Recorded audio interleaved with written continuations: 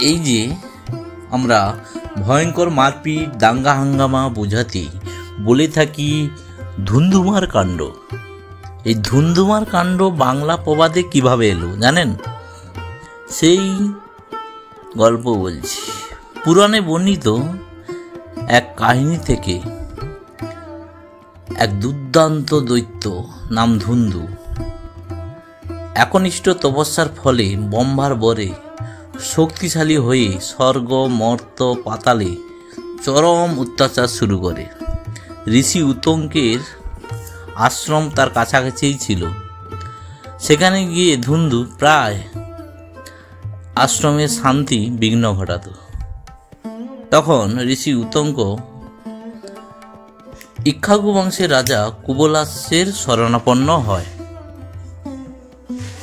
কুবলাস্য ধুন্ধুর অত্যাচার বন্ধ করার জন্য যুদ্ধ শুরু করেন।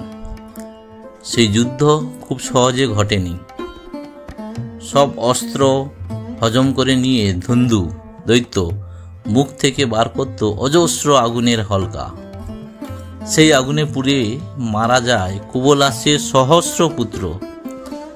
শেষে কুবলাস্য তার দেহে জলের ধারা বইয়ে দিত। তাকে ব্রহ্মাস্ত্র দিয়ে ভস্ম করে ফেলেছিল।